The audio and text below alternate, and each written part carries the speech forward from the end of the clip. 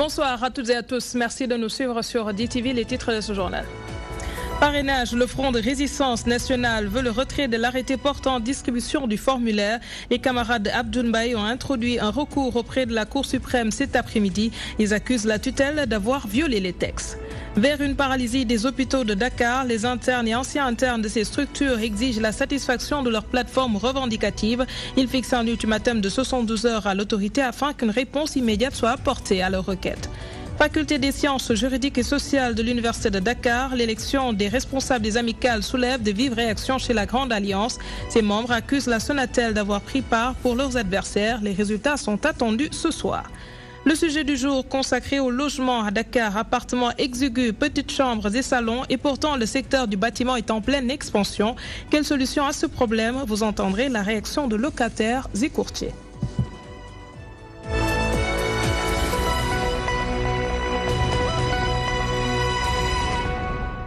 Le Front de résistance nationale a déposé cet après-midi un recours visant à annuler l'arrêté portant distribution du formulaire de parrainage.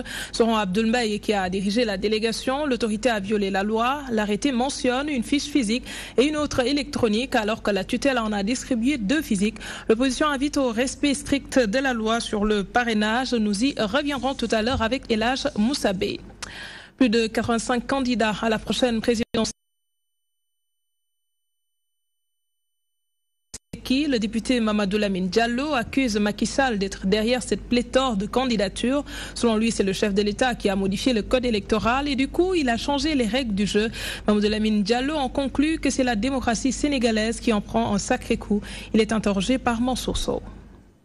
S'il avait laissé ce qu'il a trouvé ici en 2012 continuer, on aurait eu le même nombre de candidats en février 2019. C'est clair, net et précis. Puisqu'au Sénégal, on connaît à peu près les courants qui doivent être représentés à l'élection présidentielle. Il s'y ajoute toujours quelques candidats créés par lui-même Macky Sall d'ailleurs, puisqu'en 2007, j'étais candidat à la présidentielle. Il y a des candidats que lui-même Macky Sall a sponsorisés. Donc voilà. Et donc on est autour au Sénégal, normalement, d'une dizaine de candidats qui représentent les différents courants politiques. Dans ce pays, les différentes nuances de courants politiques et qui peuvent se présenter à l'élection présidentielle. Donc ce qui s'est passé hier, c'est l'échec déjà de Macky Sall. Mais c'est très grave pour la démocratie sénégalaise, puisque ça ouvre la voie aujourd'hui à une situation inconnue, puisque 80 multiplié par 65 000, je ne sais plus calculer, mais c'est presque 5 millions. Et ça ne va pas s'arrêter là. Parti comme c'est, nous aurons 100 à 100, plus de 125. Or, vous savez que le système n'accepte pas plus de 125 candidats. Le leader du grand parti s'autoproclame candidat de l'espoir. Malick Gakou et compagnie sont convaincus que leur plan alternatif Sokhali Sénégal est meilleur que celui proposé par le président Macky Sall. Le grand parti soutient que le 20 septembre prochain, ils seront prêts à déposer les signatures collectées. Pour Gakou, le parrainage n'est qu'une formalité pour leur parti. Le voici au micro de Abdoulaye Wanyanga.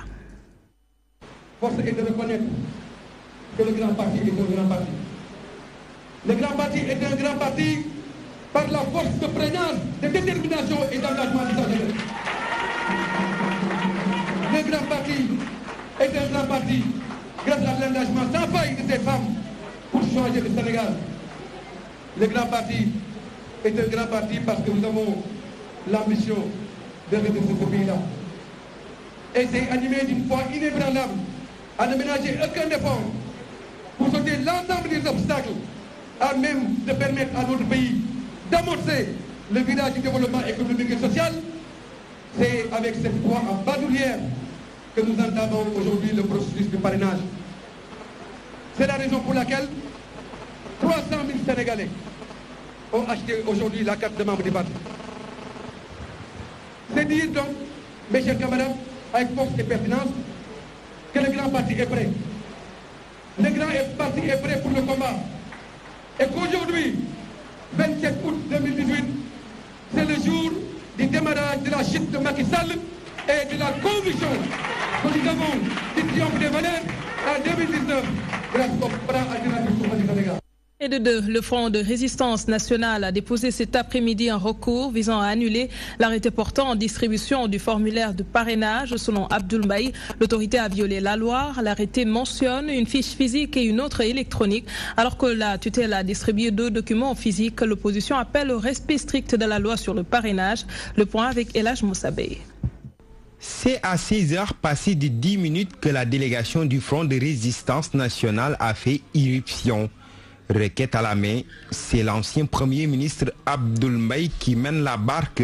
L'entrée de l'institution judiciaire franchie, la délégation n'en ressortira qu'une heure après le dépôt du recours. Le recours vise l'annulation de l'arrêté numéro 20025 du 23 août 2018 qui vient d'être pris par monsieur le ministre de l'Intérieur et par lequel les fiches de parrainage sont rendues disponibles pour les partis et également pour les futurs parrains.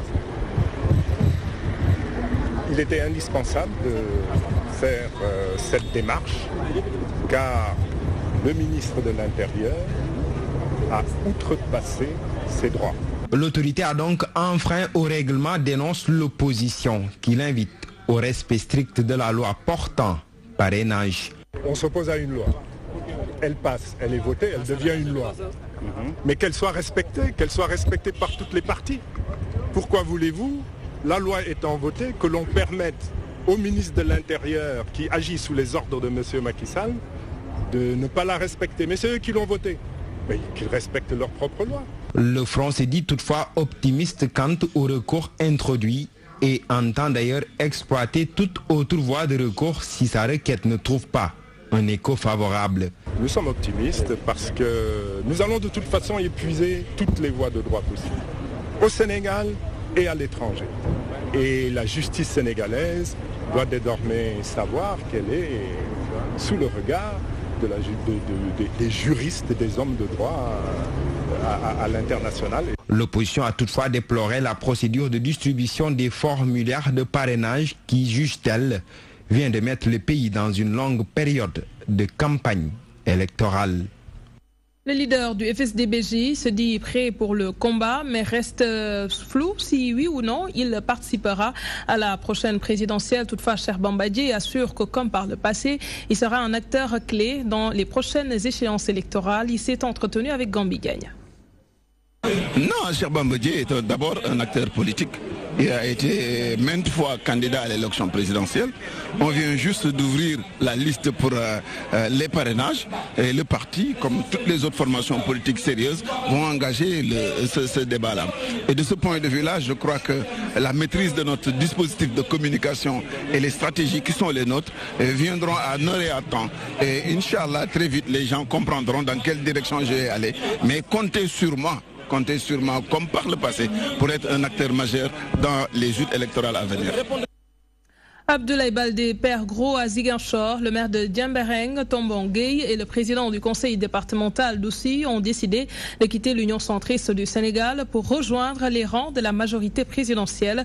Figure de proue de l'UCS dans le département d'Oussouye, ces 2 responsables veulent prendre leur destin politique en main en perspective des prochaines échéances électorales, suivant le maire de la commune de Diembéring au micro de Cheikh Ndiaye Sadji. Au lendemain de sa déclaration de candidature, naturellement, on ne s'est pas retrouvé. On ne s'est pas retrouvé parce que tout simplement, nous avons estimé avoir été tout à fait mis à l'écart dans le processus de décision de cette importante déclaration.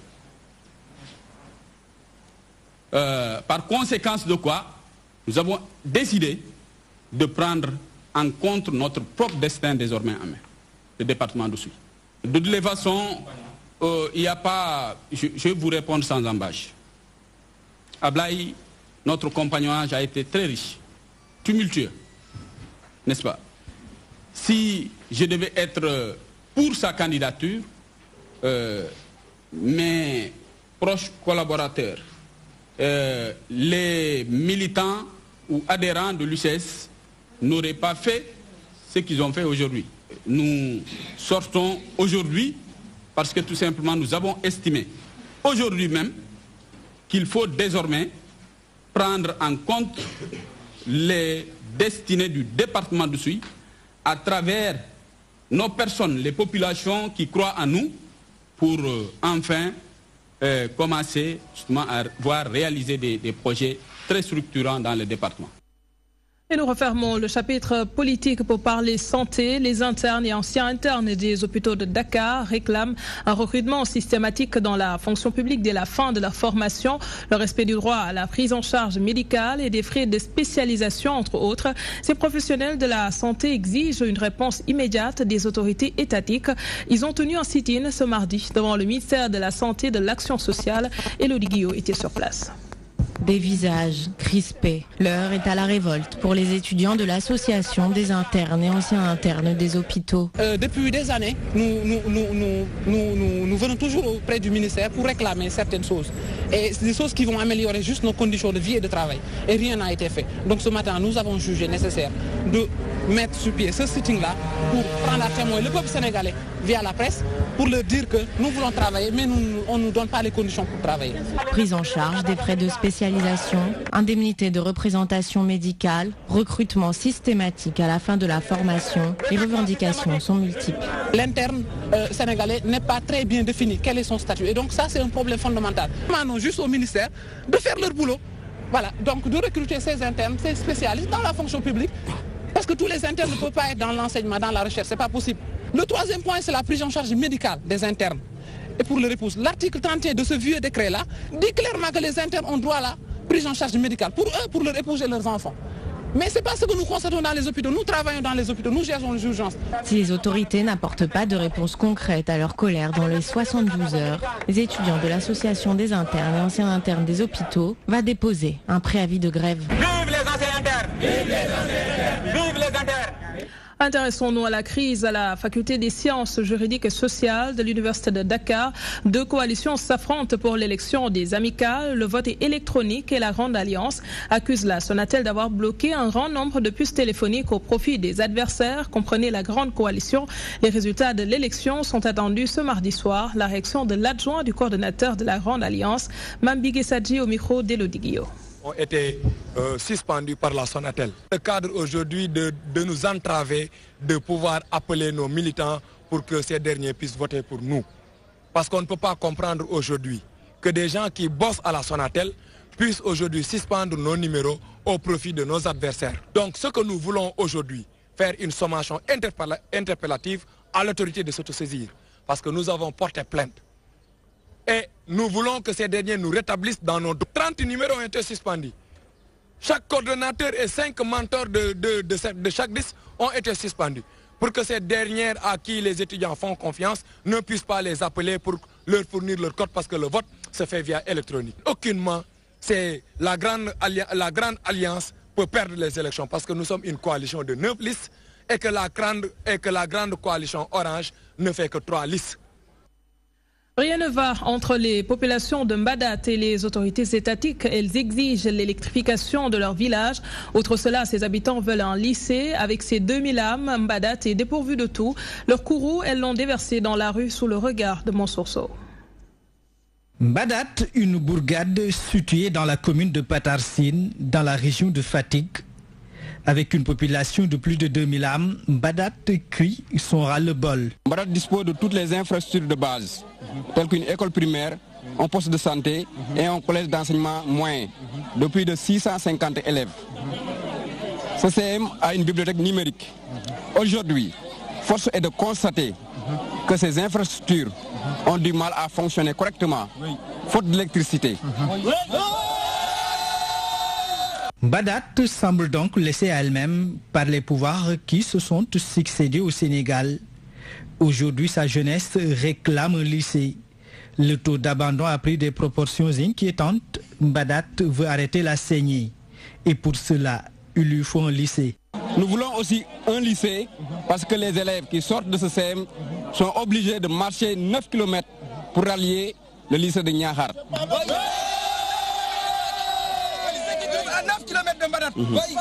Ces conditions Ces conditions extrêmement difficiles pour certains élèves à abandonner tout simplement les études. Last but not least, les populations de Mbadat veulent de l'eau. Une eau potable pour ces quelques 2000 âmes.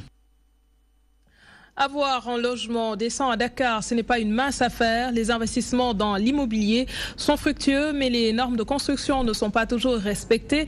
Appartements exigus, de petites chambres et salons. Pour les toilettes et cuisines, n'en parlons pas. C'est là l'une des conséquences d'un capitalisme poussé à l'extrême. Et quelle solution à ce problème? Locataires et courtiers préconisent le désengorgement de la capitale dans ce reportage de Mohamedou Diallo. Business en pleine expansion. Beaucoup d'investisseurs jettent leur dévolu sur l'immobilier, dominé parfois par une conquête effrénée du gain. Certains bailleurs fourrent aux pieds les normes élémentaires de construction d'un appartement. Les propriétaires sont des commercialistes. En espace de 10 mètres carrés, tu ne peux pas avoir 10 appartements là-dedans. Et tu vois des étages. C'est de l'anarchie. Man kër gi ma dëkk même problème assainissement la am borom kër gi nangu ko laal. Ñun dañuy ñëw fay même pas 15 jours mu ñu affaire bi bouché waat. Pourquoi donc accepter cette situation? La réponse de ces acteurs ne souffre d'aucune ambiguïté. Ñàkk pexe bi moom mooy bañ a génn biir ville bi nii quoi mooy côté suñu Grand Dakar bi nii nanguwuñ dem ci banlieue bi. C'est lui qui n'a pas de moyens, il ne peut pas habiter maintenant dans les quartiers résidentiels ici à Dakar. Par exemple, Grand Dakar, Médina, Dakar Centre, dans les SICAP. Les architectes sont souvent interpellés, mais les causes de cet état de fait sont plus profondes. L'urbanisation qui évolue à un rythme non maîtrisé en est pour beaucoup. En 2013, le Sénégal était à 45,4% de taux d'urbanisation. Il faut donc désengorger Dakar. Mais c'est là-bas qu'on aille pour l'instant. Au lieu de louer un appartement à 200 000 ici à Dakar, mais tu pars. Si tu as les moyens de transport, avec les tatas, les bus, tu payes 500 francs, tu pars en Rufisque. L'habitat est au cœur des préoccupations de nombreux Sénégalais. L'actuel régime en a fait une priorité avec un objectif de 15 000 unités de logement par an. Malgré cela, les locataires se plaignent toujours.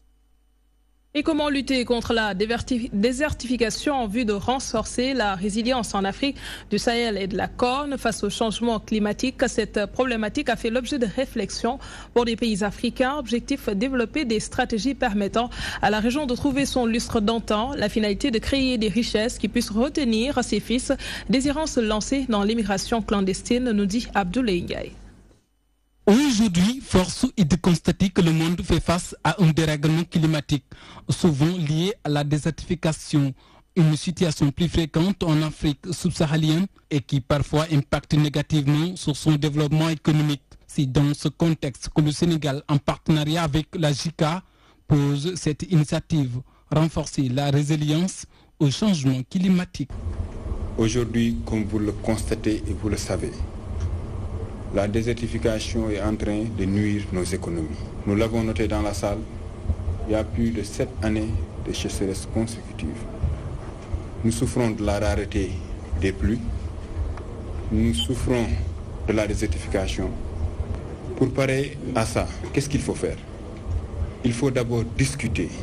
Chaque pays doit développer des stratégies lui permettant de faire face à ce phénomène mondial. Des changements climatiques qui sont souvent source de beaucoup de départs des jeunes vers l'Occident à la recherche d'un meilleur cadre de vie. Pour faire face à cela, la création de recherches favorisant l'augmentation de la production s'impose.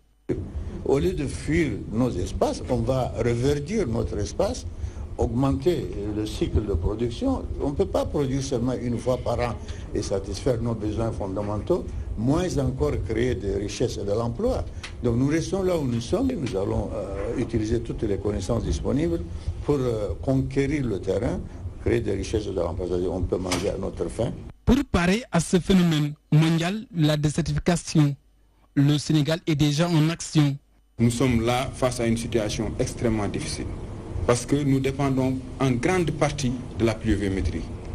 Et là, si la pluviométrie n'est pas au rendez-vous, il est difficile de réussir même une campagne de reboisement. C'est pourquoi au niveau du ministère de l'Environnement et du Développement durable, nous sommes en train de développer des stratégies à travers d'abord les régions du sud, ensuite au niveau du centre et au nord, à travers d'autres initiatives sur les réserves, sur les milieux naturels à conserver, ou au moins reboiser et régénérer les sols. Cette initiative africaine va être mise en œuvre dans 7 pays de la Corne de l'Afrique et 8 pays du Sahel. Elle va se dérouler sur une période de 6 ans, de 2016 à 2022. Objectif, contribuer à promouvoir la résilience des pays face au changement climatique pour l'atteinte d'un développement durable. Direction Mbour, lancement de la 3e édition des cours de vacances du mouvement Amdem dans la commune. 11 sites ont été retenus et plus de 5000 enfants ciblés. Les organisateurs annoncent des innovations de taille pour mieux atteindre l'objectif visé. Ils précisent que les cours sont gratuits. La correspondance de Mamadou Diop. Des cours de vacances, le mouvement Amdem va encore l'organiser cette année dans la commune de Mbour. Ils vont cibler 5000 enfants répartis dans 11 sites. Les organisateurs ont annoncé des innovations et de nouvelles orientations pour mieux atteindre l'objectif visé. Merci, cette année-ci, on peut noter une nette amélioration. Parce que, comme vous le savez, nous sommes à la 3e édition de ces cours de vacances. La première édition, il n'y avait que 3 sites qui avaient permis d'enrôler environ 800, presque 45 élèves. À la 2e année, on avait 8 sites qui ont permis d'enrôler 3543 élèves. Mais pour cette année-ci, on va élargir, on va couvrir 11 sites, mais qui permettront d'enrôler 5000 élèves. Préparons notre 3e édition de cours de vacances. Nous voulons prendre 11 dans la commune, savoir Cheikh Demagna, Tafsir Dembassal, Médine, Al-Djebel, Chaden, zone résidence, zone Sonatel, Sanche.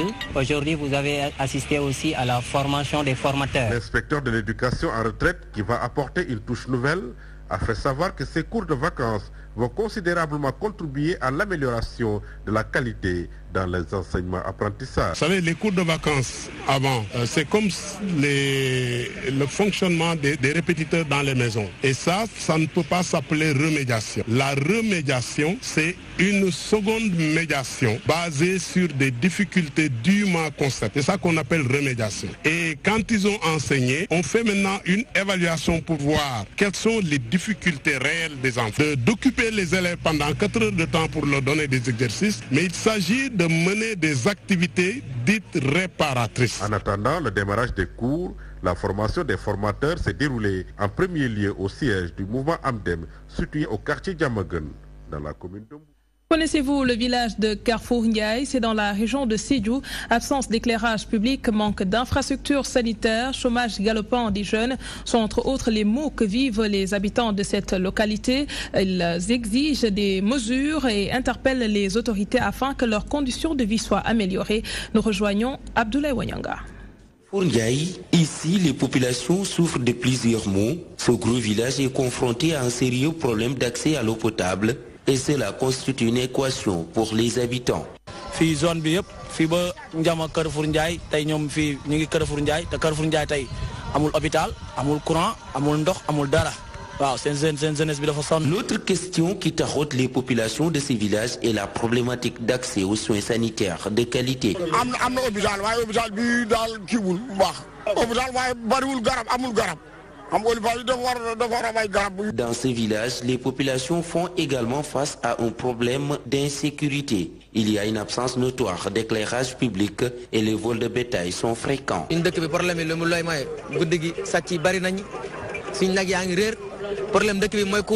Les jeunes sont aussi frappés de plein fouet par le chômage et c'est ce qui leur pousse à s'adonner au métier de conducteur de moto Jakarta afin de pouvoir joindre les deux bouts.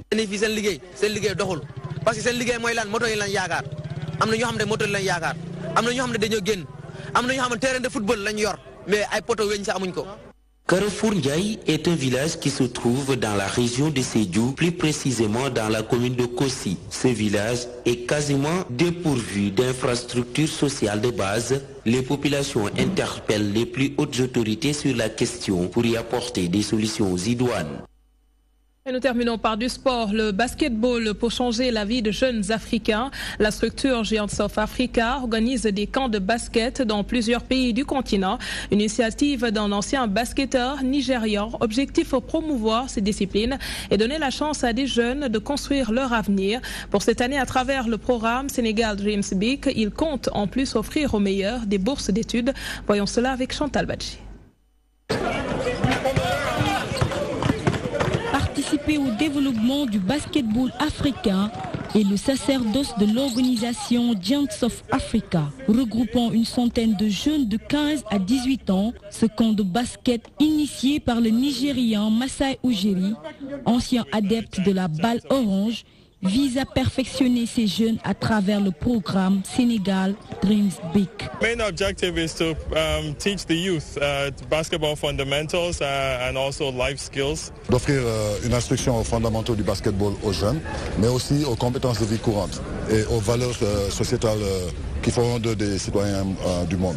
J'étais venu en tant que joueur en 1997 pour jouer la Coupe d'Afrique ici avec le Nigeria. Ils ont perdu cette Coupe d'Afrique d'ailleurs. Et depuis lors, il a gardé ce respect et cette forte relation avec le basketball sénégalais.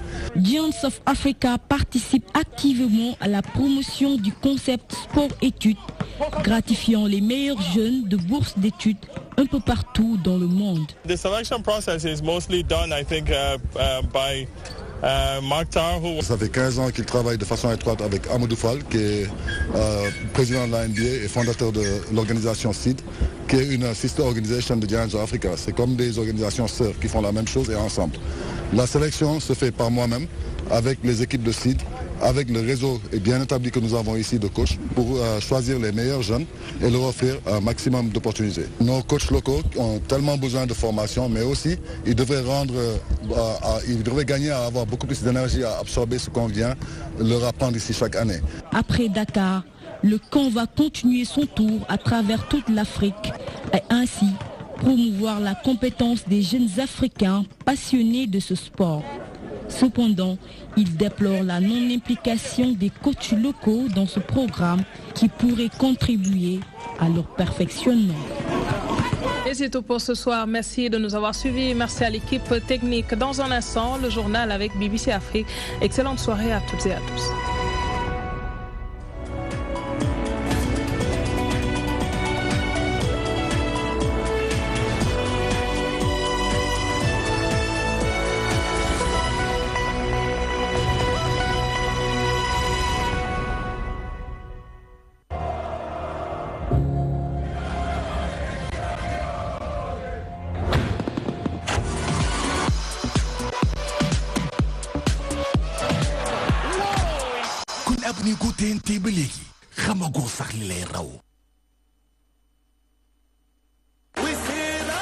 Promotion exceptionnelle sur les décodeurs TNT by Excaf. 4 mois d'abonnement à 15 000 francs CFA seulement au lieu de 20 000 francs CFA. 3 mois achetés, 1 mois offert. Lii nag la ñuy wax neex ba weesu neex. ñeenti weer abonnement si ñetti junni dong au lieu de ñeenti junni. maanaam ñetti weer boo jënd ñu may la benn ak TNT by Excaf daal saa su ne ñu bett leen ak ay mbégte.